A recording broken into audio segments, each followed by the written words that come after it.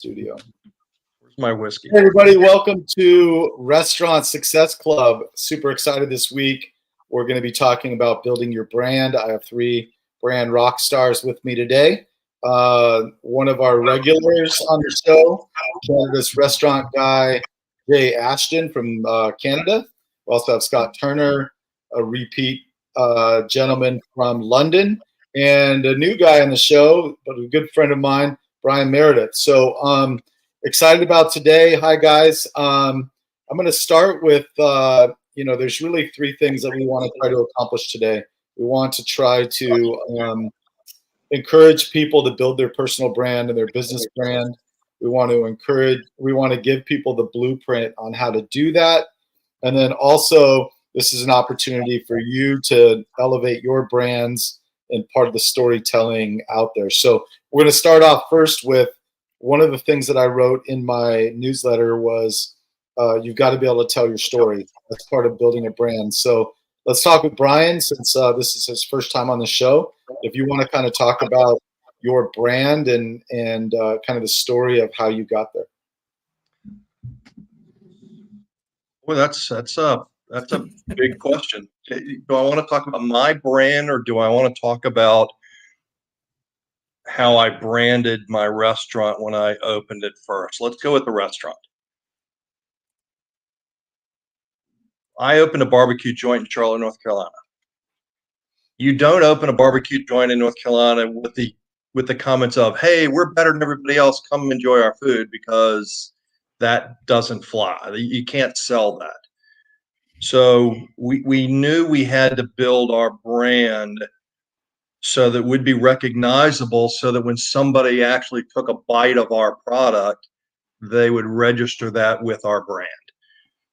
When before I got into the restaurant business, I was a tech guy. I was kind of messing around with a whole bunch of these guys in Charlotte in the social media world.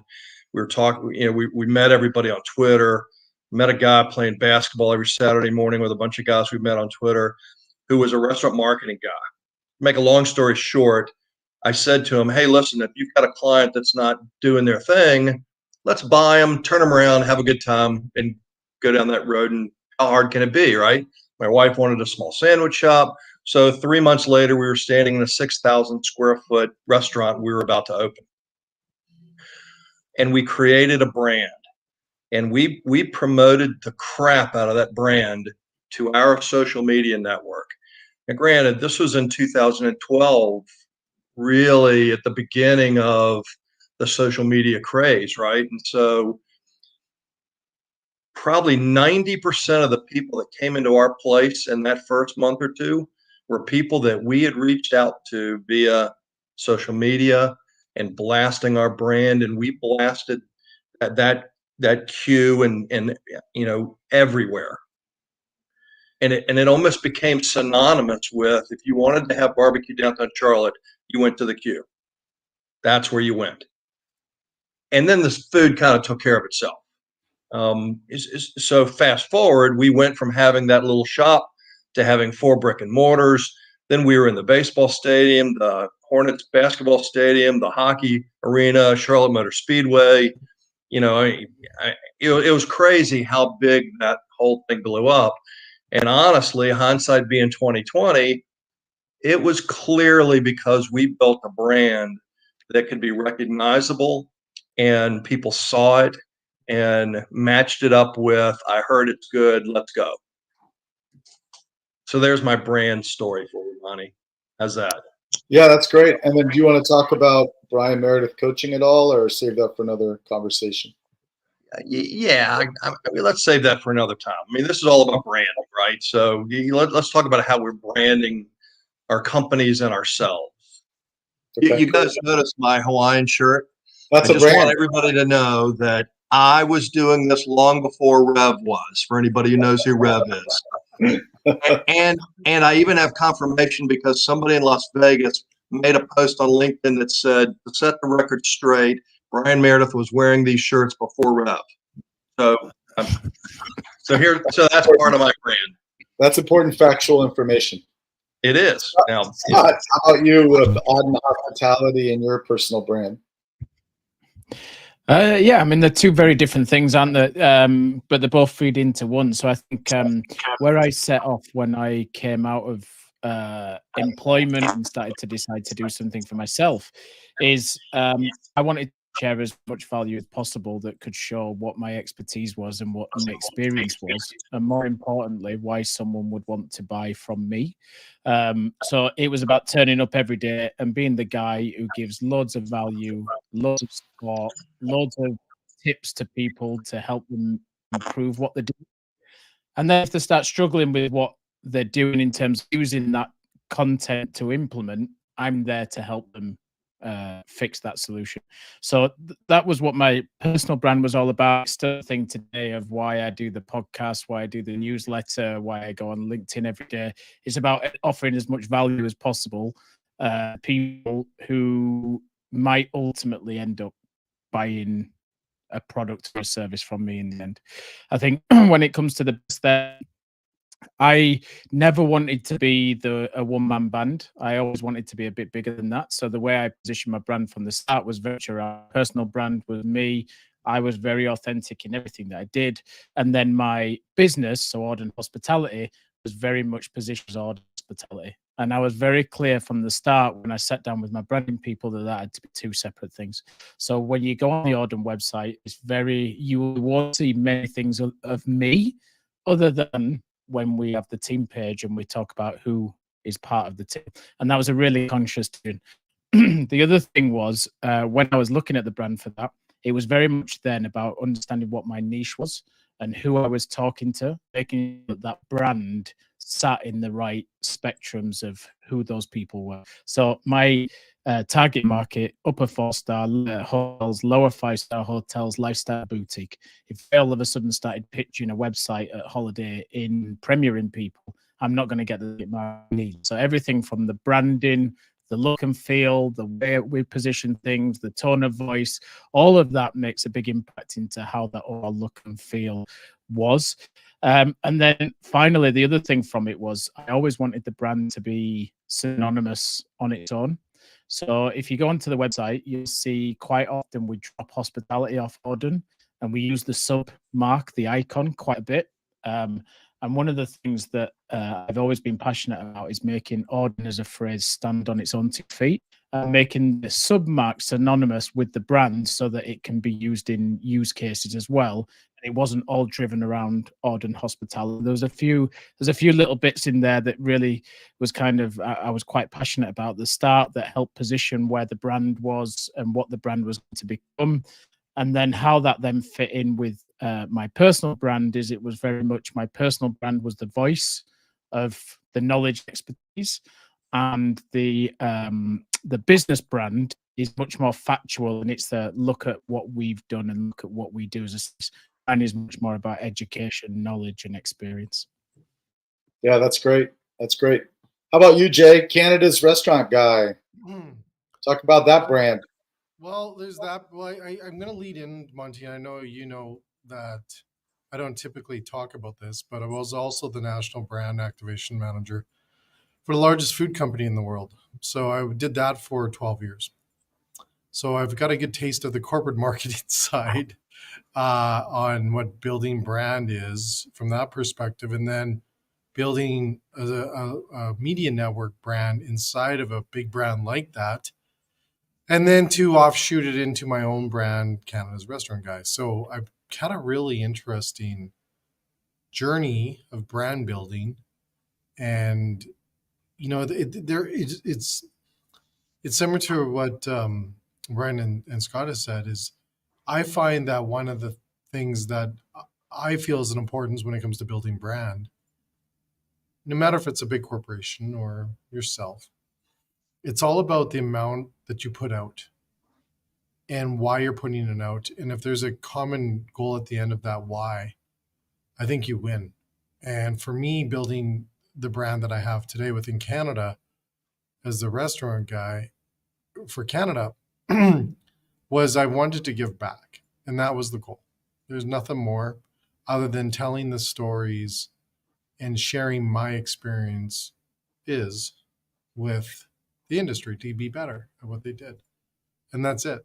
And I think that's the beauty about a lot of the people creating brands, especially within our industry, especially the gentlemen and the ladies that want to help our industry be more successful, that we're so transparent and we're so clear, I feel, in the goals of what we want to do. It's really awesome to see and really awesome to hear how everyone just wants to help. And that's what I do. That's my brand. That's all I want to do is just tell everyone's story. I believe Scott knows this line, every restaurant needs a podcast.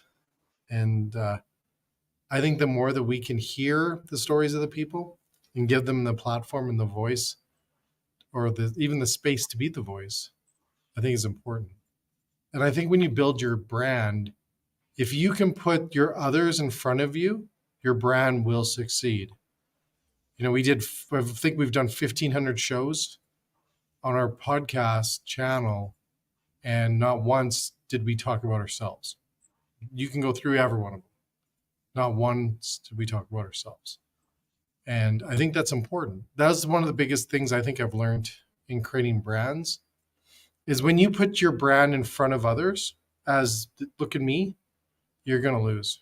Or I don't think you're going to have the foundation for longevity. It may look cute at the beginning, but I don't think you're going to sustain yourself. And it's pretty simple, to be honest. It's probably no rocket scientist from that. There's no holy cow, that's amazing. It's simple. You just got to put others in front of you, and your brand will, I believe, become a part of that if you do things right. Yeah, and I think especially in podcasts in the world you live in, that's super important. I think for restaurant owners, it's important to create a connection, a human connection. So it's a little bit different, but yes. Well, I agree, and I agree, and I challenge that, Monte, because I think most restaurateurs put their customers always in front of them. Like it's always about the customer, right? About the guest's experience, about the food.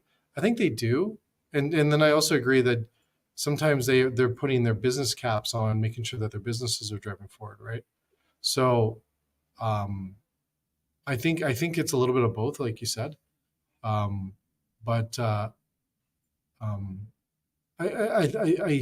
it's interesting. It's one of my favorite subjects to talk about, and I think we need to do more of it. I think, and I've said this to you, Monte. People follow people, and it's true. I've seen it. I work from a corporate, biggest company in the world of food, to watching how people follow, my goofy butt on a topic or a show or whatever it is, talking about whatever restaurant problem or thing that we're going to fix, to our corporate company saying the same thing, and people listen to me over that. It's an interesting shift. Yeah, for sure. I think so. For me, in 2012, I didn't really understand that there was such a thing as a personal brand. And in my newsletter, I mentioned, some pioneers that really set the stage for that. And then I realized that on my LinkedIn page, I kept getting recommended for the same kind of things. And so, and then I had an opportunity to do a wine for a restaurant, and they wanted my brand, my person to be added to that for an add value. And I started to really study what personal brands look like and how to do that. And over the years, perfecting that, and hearing people like Sean Walchef talking about storytelling and things like that. So I, out of that, created a brand. The original brand was kind of #restaurateur, which is something that Bryan and I are still working on, utilizing that to some degree. But then it shifted to Monte Silva coaching as I got into the coaching side of things. And then I'm starting to build some sub brands from that. I have Shift Happens that started out of a column I was writing for FSR magazine that then is in the process of becoming a book, and in the process of becoming an 8-week master course. And so that's kind of a sub brand. And then Restaurant Success, starting with the newsletter, and then with this live LinkedIn event, and now moving to podcast form with the help of you, Jay. That's another kind of sub brand. And then working with Maverick Theory on building what they're doing. That's kind of what I'm doing in the brand world. And so mine's a little more fragmented, but they all interact with each other. And you're right, as I'm helping to build other brands, it's also bringing up, my brand, which is great. So great. So that's a little bit about, why we tell our story. I'm going to lump the next two things that I said were super important about creating your brand. And one of them is document the ups and downs and being authentic. So we'll go backwards this time. Jay, do you want to talk about how you document your ups and downs and how you're authentic as you're building brand? I'm going to start with authentic, because I think that's where I think I'm almost sometimes maybe too authentic. I don't know if that's true. I don't know if that is true yet, or if that's even a saying, but I'm as authentic as you get. What you see is what you get. There's no hidden agenda. There's no hidden purpose. And I think it's because I like I said, 6 years ago, complete opposite. So I've lived both, right? I've had both experiences. And I think being purely authentic, I think it's awesome. Like, I love the fact that I have to coach people just to be themselves. Like, it's bizarre, right? Like, just have to, when you get on a call or we're working with a restaurant or a group, and I'll be like, guess what? We just have to create social. And they'll be like, hey, what do I say? I'm like, just be yourself. Like, what do you mean? It's so bizarre. So I think being purely authentic. But then when you look, like you said, what's the challenges? Like, what are those things that sometimes derail us being authentic?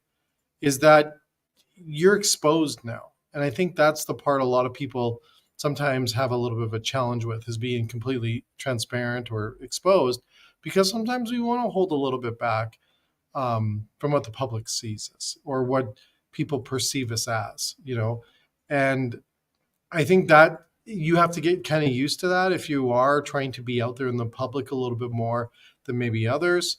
I think it's a part of the gig kind of thing that you have to get used to it. And some people may not want to do that. And there's other things you can do to not be more of a facial identity to your brand. But it does come with challenges in a sense, but I think the positive outweigh the challenges any day. But I just foresee the challenges more or less as like everyone knows when you post something or you do something, guess what? You're going to probably get someone texting you going, okay, why isn't it my burger that you're talking about opposed to yours? So there is that exposure part. So I'd say that'd be your challenges. And but the positive outweigh the challenges any day. I really do. And I think we get scared about it. And Sean has said this. We always use Sean as our go-to guy. But it is really where we have to get used to it and be open to it and be accepting and be authentic and be real. And I think my line is imperfection is perfection in 2024. And I think that's important. Yeah, I think that, to your point, when you're putting stuff on social media, like, you're naked, you're out there. That's not going away. You have people that can track what you said 5 years ago. And the Monty naked pictures are coming out next week, Scott, just so you know. Yeah. Nobody wants to. Brian's well, Brian's raising his hand. He does. No. No. Monty, I just want to mention 30 seconds, just 2 seconds here. Is being authentic and real, is our industry is fun. And I think we forget sometimes to have a little fun. I look at Bryan in his shirt, and I love this. Like, I love the fact that we can get on and just be ourselves. We don't have to get on here and be these bloody commercials that we don't believe, and just have fun. And the world is just kind of crazy right now. So having a little fun in our industry is what I think we all got into the industry for in the first place, because it was fun in the beginning. Yeah, for sure. Scott, documenting the ups and downs and being authentic. Yeah, I think it's I shared an example before on the show about the bakery that we opened in COVID. and we were one day away from opening, and we'd spent £50,000 marketing budget. And the day before we were supposed to open, we got locked down in the UK, and we had to keep the brand running in lockdown, where we couldn't serve one pastry, coffee, meal on £0, and get us all the way through to opening, so that we could use that 50 to do what we needed it to do. And the way we did it was by telling stories and being authentic and telling everyone pretty much we'd spent the budget, and to do something to keep in hearts and minds, we started going on to LinkedIn Live. Our baker did a baking thing every week. We started doing giveaways where we'd get people to recommend and do it, and we were just really authentic and really raw about what was happening. I think we've all gone out on our own, and I know we've had these conversations, Monte. Like, business isn't easy. Business is not easy. Setting up your own business is not easy. Setting up a service business or a consultancy or coaching or advisory business of any sort in this industry isn't easy because of how people perceive it. So you're going to have your ups and downs. I think that the big thing about this is, back to what Jay was saying, people want to buy from people.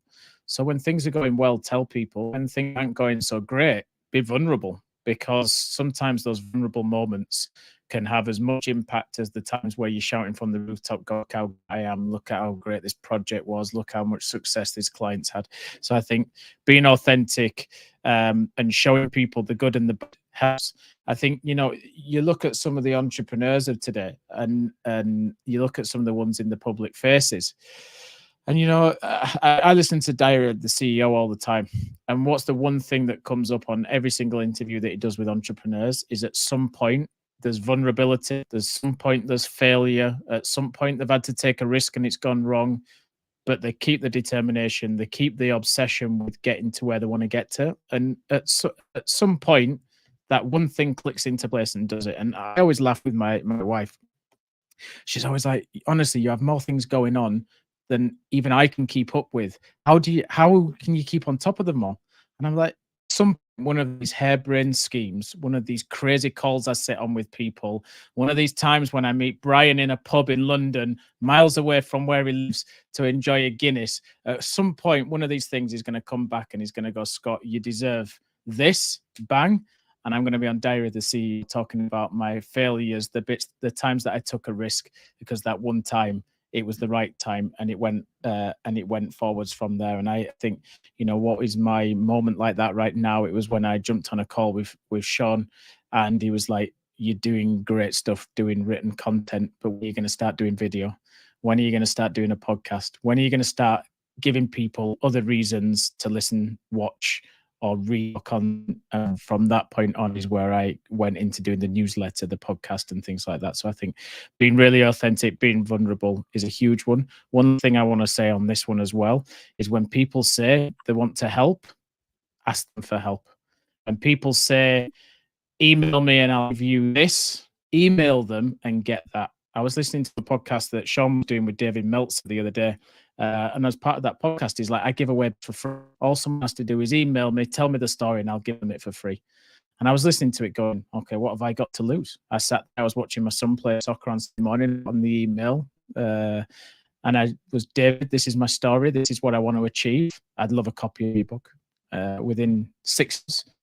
And give or take that on time difference." He sent me an email back going, "Send me your address. I'm going to send it to you." So I think it doesn't matter where you are on the journey. People say they want to help, ask them for help. Good. Bryan, go ahead and unmute your mic and tell us about how you use documenting ups and downs and being authentic as you're building brand.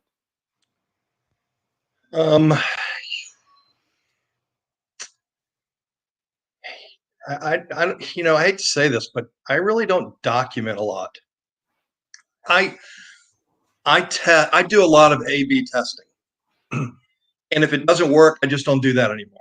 If it works, I keep doing it, or I do other things that are like it, and kind of go in that direction. And in the world I'm in right now, it's just me, so it's not like I have to document a lot of stuff, and I don't have to keep records for a team, because my brand right now in my world is my name.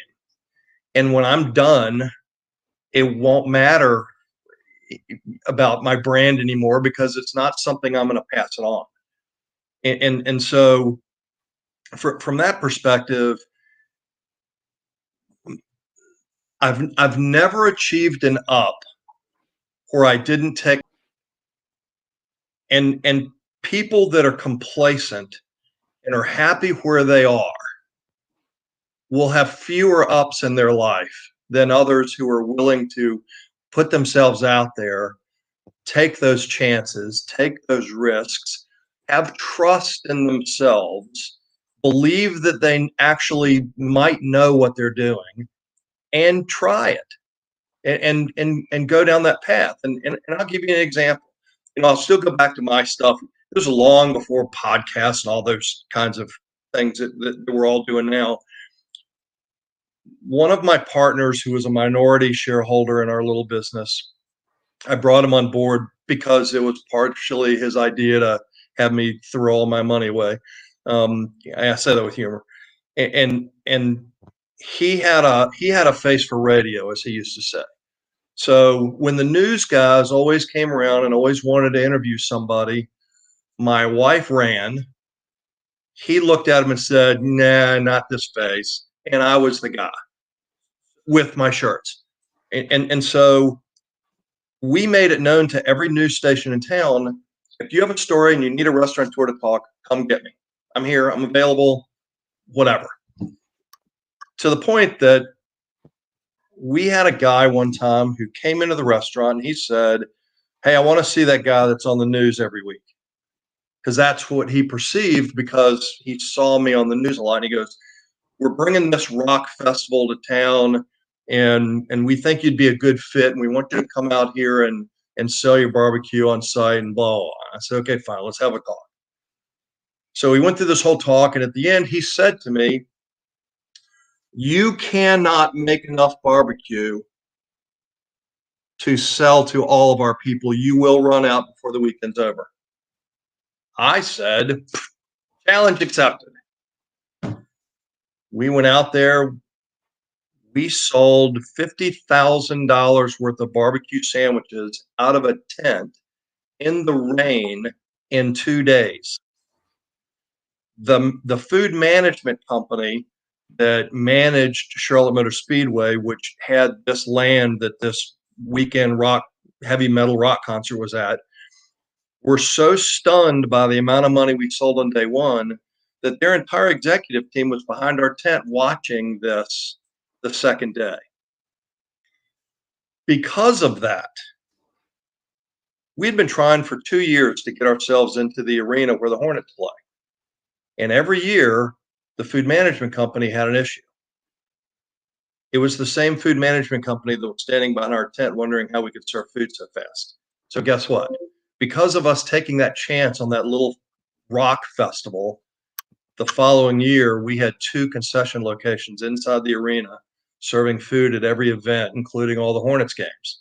And one of them was the concession right by the main entrance to the building. And we outsold every vendor they had ever had in that building. And we would have never had that chance had we not taken the chance on this little rock concert. That's putting yourself out there. That's taking a risk. That's an up.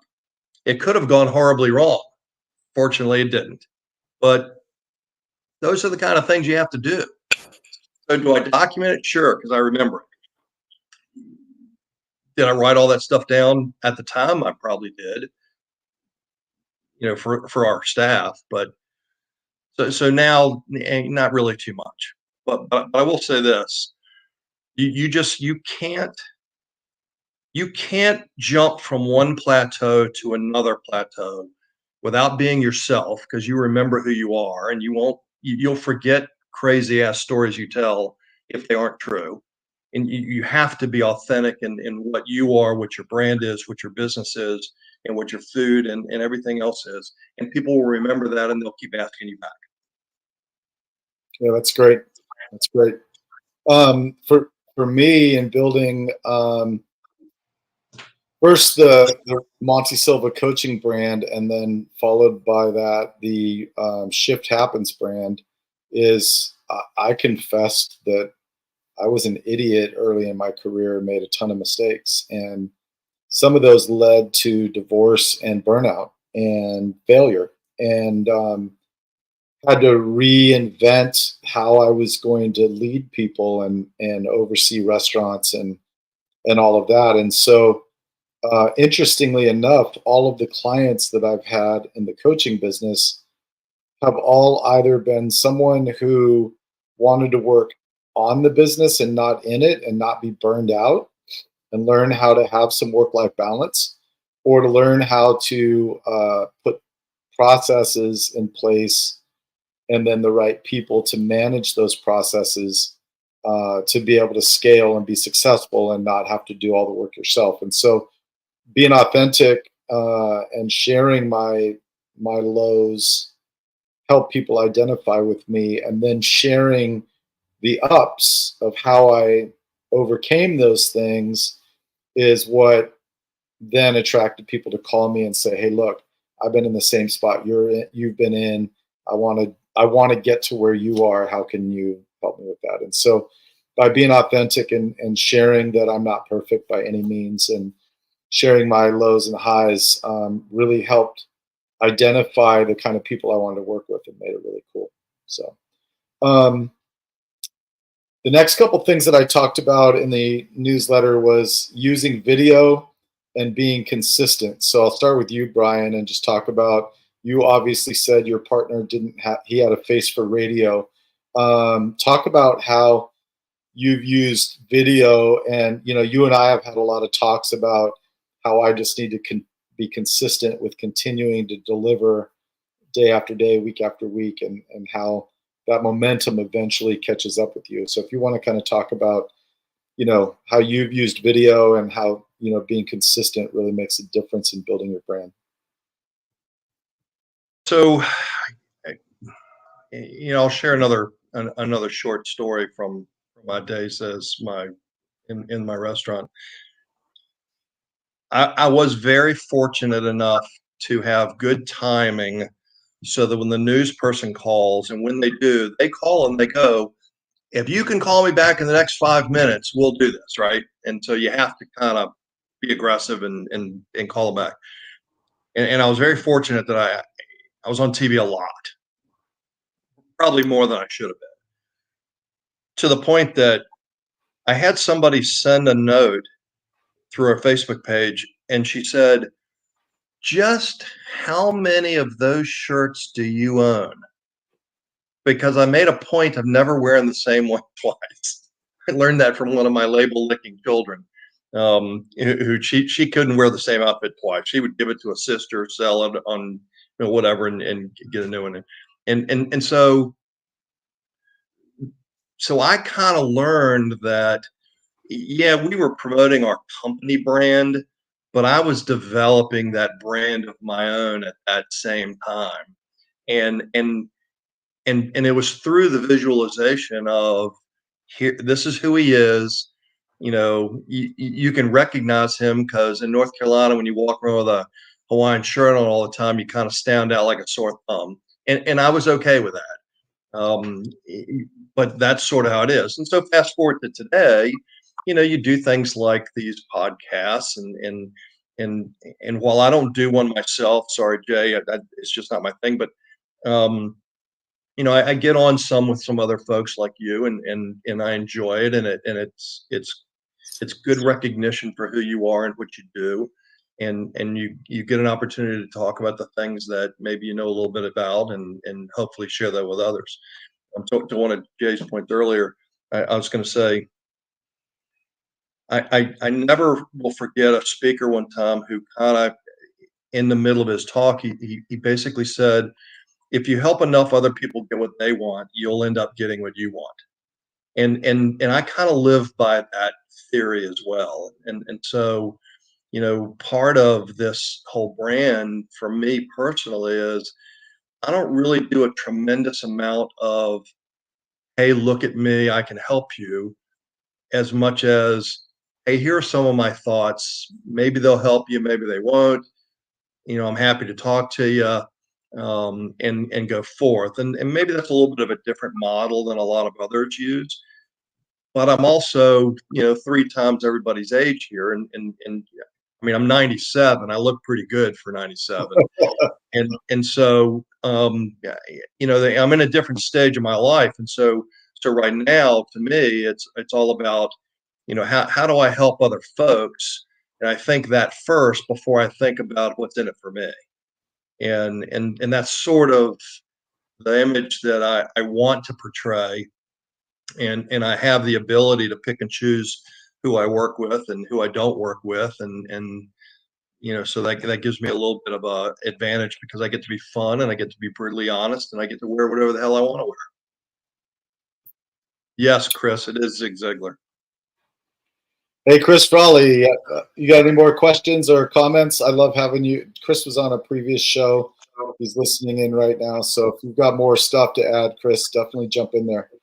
Scott, let's talk about what is using video and being consistent done for your business. You mentioned already about Sean Walchef encouraging you to go from just print to other forms of telling your story and helping people.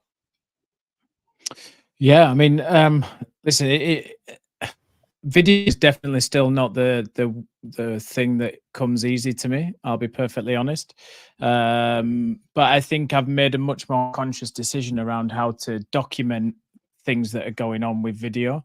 So, in terms of me turning on a camera, putting it on a tripod or whatever, and speaking into it, I'm not there yet. Trying, but it's hard to get into the rhythm.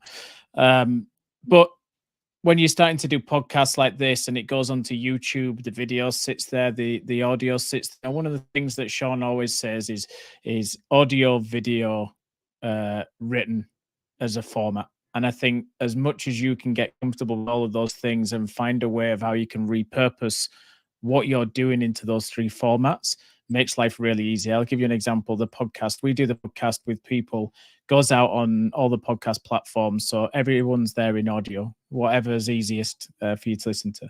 It also goes on to YouTube in video format. We create shorts out of that in video format as well. We pull out some great quotes from people, use those as images. And then we write a blog based on the podcast episode and get that posted out in long form format as well. So I think it's finding a way where you can get that, because listen, let's face it, right? We're all busy. We all don't have time to do things. I'm lucky now I've got someone who can help take the business side of it and supercharge what we're doing with content. But I'm really passionate about keeping my own pages and doing it all myself. So it's difficult. I think on consistency, one thing I've learned is don't break promises. So if you say you issue the podcast every Tuesday at X, you issue the podcast every Tuesday at X, because the minute you don't, people will forget about you quite quickly or they will rely on you. So it'll drop off the radar. Whatever your consistency is, do it. So if that's twice a week, post twice a week. If that's 5 days a week, do 5 days a week. If you can over deliver, but never go below what your minimum commitment is to you and to the people who are tuning into what you do. So I think for me, consistency is 9/10 of being successful at building a brand. Same with the story, same with the message, same with everything that goes along with it. Look at the best brands in the world. They all have consistency in the way they talk to their audience, the way their product is positioned, the way they do things. If you walked into a Nike store and all of a sudden the Nike the swoosh was the wrong way around, or the stores didn't look the same, you'd find it odd. It's the same thing when you're building a personal brand or when you're building your own brand for people. You have to remain consistent. When it comes to content, I think that's in volume and when. I think when it's your brand, it's about tone of voice. It's about the way it looks. It's those brand colors. It's the things that people can attach to, get an emotional connection with, that will make them loyal to your brand moving forwards. Right. That's great. So for me, yeah, I was writing a blog for a couple of years, I think, and then a year before COVID and a year after, and then and then I started connecting with FSR magazine. I think I've written close to 40 different pieces for my weekly column. So I'm coming up near a year in a couple more months. And that consistency started off super, super slow. I wasn't seeing the traction, wasn't getting the readership in the beginning. I was getting decent readership, but I felt like I was missing the boat on getting the message out there to help people as much as possible. And then, I've had many conversations with Bryan. Him and I spend a lot of time together on the phone and sometimes in person, and just, understanding that the big momentum is going to kick in at some point, and the consistency is building pebble by pebble. If you've read that book, The Tipping Point, put a pebble on the side of the scale, and eventually that small little pebble is going to tip the scale, and you're going to, his whole book is about, brands that just blew up and how that didn't really happen that way. It was piece by piece, brick by brick. And so I think the consistent model, and now I'm building that with, restaurant success with the newsletter I started. I think I've been doing that for 3 months now. We've been doing the show for a couple months, and now we're going to be launching a podcast out of it. So I think that consistency is definitely starting to benefit not only me personally and my brand, but also more and more people really getting information that's going to help them. And I think that that's going to, having input and fresh ideas from people like you, and I'm able to share those thoughts that you have to a larger audience, is going to really help us change this industry for the better. I'm not a huge video person. I didn't think I was a writer either. I thought I was just kind of like a guy that would show up and run a restaurant. But it's that consistency that makes you better. And in the beginning, when I was on video, I was very awkward. I said way too many times. I still say way too many times. But it's just said it again. But the idea behind it is that consistency makes us better, makes us be able to communicate better, whether it's written form or video. And I've noticed that there's a lot more people. I'm more recognizable when I go to an event because people have seen my face. And I think that, when I did that for restaurants, and as I help restaurants build their brands, I'm really focused on the owner or whoever the face is at the restaurant being prevalent, so that they're recognized when someone comes into the restaurant and they have a connection with that person. So that's been really great for me as far as building the brand. Last question. I'm going to start with you, Scott. Or last comment to discuss: build a community focused on something bigger than themselves. What are you doing? What are you trying to create that's bigger than Scot Turner or Auden Hospitality?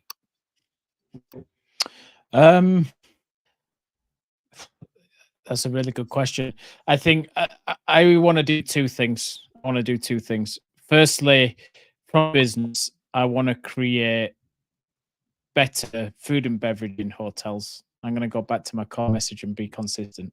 I want to make hoteliers who don't know how to get their F&B going in the right trajectory, and I want to go in there and I want to help them, and I want to bring expertise, and I want to bring my team, and I want to help them make a change, and I want to kind of keep this around.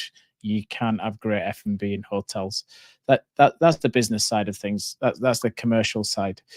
From a personal perspective, one of the greatest things, I've just put it on a post today, one of the greatest things of coming onto LinkedIn every single day is the ability to sit on calls with people like you three guys who are on this call today, meet people like Troy Hooper, meet people like Andy Jones, meet people like Jim Taylor. Like I could go on and on and on and on about the people.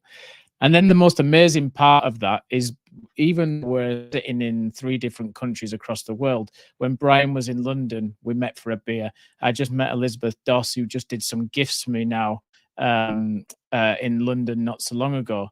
And the power of that connection, the power of building that network, the things that I've learned of people, I would never have considered gifts before I went on the LinkedIn room and met Elizabeth Doss. She created my gifts 4 weeks ago. In 4 weeks on Giphy, my gifts have had 645,000 views by people who see my brand.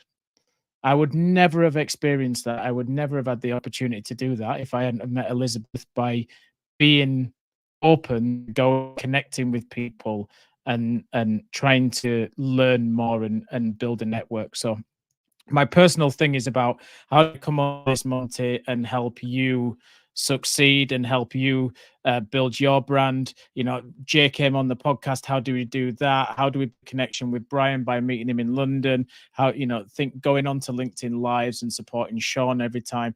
It's about building that much bigger network, people who want to make a change in the industry, want to do things the right way, who are pushing each other to do better.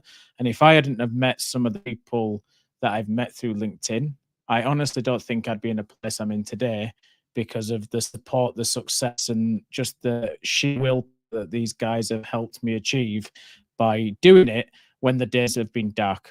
Right. There was one, my first year of business, sat there in December, and as someone who's worked in hospitality 25 years, forgot that December's the most busiest months of the year and that no one would want to talk to you.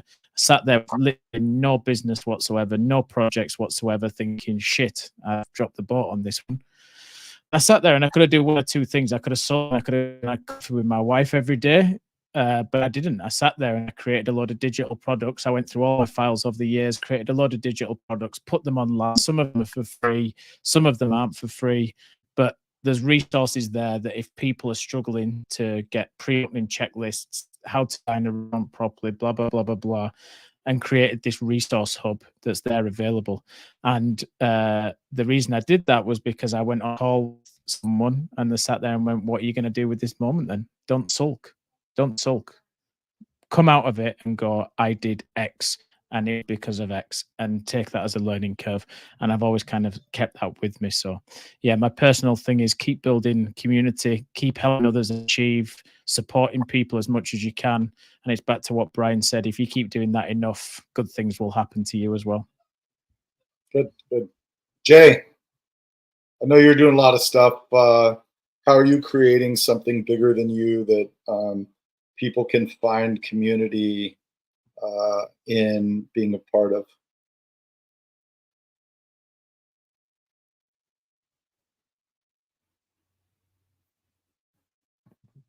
Incredible, but it's almost like leaving your legacy. What do you want to be known for when you leave, right? And what's that mark that you leave on the industry? And in Canada, I want to leave a mark, not for myself, but knowing that what I did meant something. And I think what, like, for me, I want to give a platform to everyone to be able to tell their story. And to, like, I think I produced 7 podcasts now. Monty, I think you're number 8. And so it's kind of crazy, but fun. And I enjoy that. I love, and I built the resource department for the company that I'm with today, for Canada and for the United States, and changed the whole company's perspective on how to help people. And it started in, not many people know this, but this $80 billion company's vision of how they help people was actually out of a small town of about 5,000 people, is where I was taught to care more for the industry and to help them with their business. And then, 20 years later, it's the thread of this company today. And it all started out of a small town in Alberta, Canada. And I just couldn't watch as I drove a restaurant into the ground before I moved to this company, drove it right into the ground. Scott, it was like destroyed. In 3 years, it was done. And I never wanted to see people go through that again. I always say I never want people to go through the change of how invoices change color when you can't pay them. And you're in the crapper when your invoices go from yellow to pink to blue, and then you usually get a person. I didn't want anyone to go through that again, and it was tough. Those were difficult days. Those were dark days for myself, and then having to pass that on to our industry and to coach thousands of restaurants across this country, to make sure that they don't go through that. I want to bring that to the industry. I'll leave that with them, and that's something bigger than me. It got so big that it's a part of the biggest company's DNA today, and it's honestly, it's addictive to help others, and it feels good. But when you get into it and you watch other people shine, that's why I always, everyone's a rock star in my mind in our industry. And I am so grateful for the opportunities that come or have come and are coming, because I want to give as much as I want to give tenfold of what I get. And yeah, I think it's important. And when you start it, I always say it becomes addictive. It's a drug of watching other people succeed. And I want to leave that. That's bigger than me. And it's something that I think this continues to grow. Like, it almost takes on its own. And I enjoy that. I enjoy that a lot. And I think we need to do more of that. I think everyone needs to tell their stories more and more every day. That's great. Bryan, you want to unmute and talk about creating a bigger story than yourself and creating community of people working towards that goal? Well, I'm 6'4" and 250 pounds. I'm not really sure I want to make anything bigger than that. So you're laughing way too hard. That's because I know your personality. That's very fitting of what you're. So let me approach it in a little bit of a different way. I don't really feel like I need to build something bigger than myself. My mantra for years and years and years has always been that of somebody who I don't necessarily believe in taking credit unless I'm doing it to bust somebody's chops while we're having a drink. I'd much rather allow people who work for me or with me or somebody that I'm helping, let their star shine and let them do their thing. I get more out of that than raising my hand and saying, I'm the one that pushed him off the bridge and he learned how to be a swimmer and now he's an Olympic swimmer. That was all me. I did all that, right? So that's not kind of where I want to be. As I went through the years of having a restaurant, and I would listen to other owners complain about how one of the members of their team, maybe a junior manager, left them and went to, somebody like a Capital Grill or a Cheesecake Factory or whatever, and then bitch and complain because they couldn't afford to pay more than $45,000 a year, and yet those places could offer these folks 70, 80 grand, right? Well, I couldn't compete with that either. But here's the deal. I helped that person learn how to be a good enough manager so that one of those other places that could afford to pay them more would hire them. And I was glad to see them progress and move on.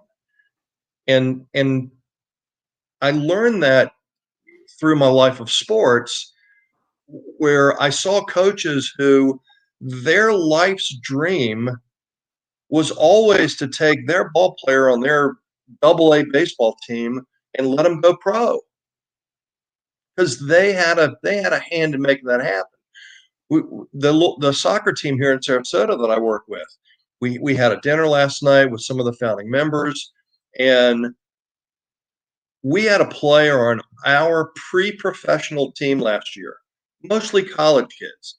We had a player on our team last year that was picked, I think, 17th in the MLS draft this year. He went off to St. Louis, and in his first game with St. Louis, he scored a goal. The owner of the team that was with us last night, he couldn't have been prouder, because that kid was one of ours last year. Sure, we wish we had him back. Well, of course we do. We're not even a professional team, and here he is in MLS scoring goals, right? So the progress for me, I don't have to make something bigger. I look at individual successes and enjoy the fact that they happened and they moved on, and I cheer those folks on, and I'm happy to do that. And that's really the zone I want to be in. My days of creating a huge company again, or doing that kind of stuff, those entities, they're long gone for me. But I can continue helping individuals along their path and making them successful, or helping make them successful, and going down that route. And at the end of the day, I had a good day. Sit back, have a little whiskey, watch a little TV, spend time with my wife, and enjoy myself, and wear my shirts. Yeah, that's great. That's it, and that's a great perspective, because I think that, and I don't think that anyone on this show is trying to build something bigger than themselves for their own gain or recognition. But I like the perspective you add to that for sure. As far as like, it doesn't. You can enjoy the small wins of the individuals that have come in your path. For me, I think, and Chris Brawley said, "Love the legacy." So great stuff. Then he also says, "Amen." For me, I think my goal as a restaurant operator was to create phenomenal guest experiences that allowed someone to either celebrate life for a moment or escape life for a moment, right? Either they are not having a great life at the moment. They might have found out that, someone in their family has cancer, or they lost their job, or, they're going through a divorce, and they might come in just to kind of forget about life. And then some are celebrating the greatest moments of their life and celebration, graduation from school and marriage and all these different things. And so as an operator, I was always focused really on that first, creating these moments to make someone's momentarily life better. And if they went out and got in their car, and instead of flipping off the guy that cut them off, they're like, oh, no big deal. We're in a small way making life better, right? And then later in my career, when I learned how to really focus as much or more attention on my guests or my employees, I shifted to also really caring about them as individuals. And so what I love now about what I do is I get to work with restaurant owners to create a better life for themselves and a better work life and culture for the people that work with them. And then ultimately to create greater guest experiences that transcend and just have a ripple effect into the world we live in. And so and obviously that's not me doing all of this stuff, right? We collectively can make our world a better place. And I just want to be part of that. I want someone that I meet to feel like they gained something from knowing me. And I think that, to your point, Bryan, if you help someone along the way, even if they're not with you, but you can be proud of their own success as they continue, is something that, I cherish. So this has been a great talk. Going to announce this really quick as we wrap up. So this is episode 8 of LinkedIn Live Restaurant Success Club. And these are going to be formatted into a podcast. I'm working with Jay Ashton on that. And we'll be able to have those audio clips on Apple and Spotify fairly soon, and also on my YouTube page very soon. So super excited about that, and looking forward to beginning to record season 2 next week. So thank you guys for joining us. Chris, thanks for jumping on, and any of you watching, and we'll see you next week.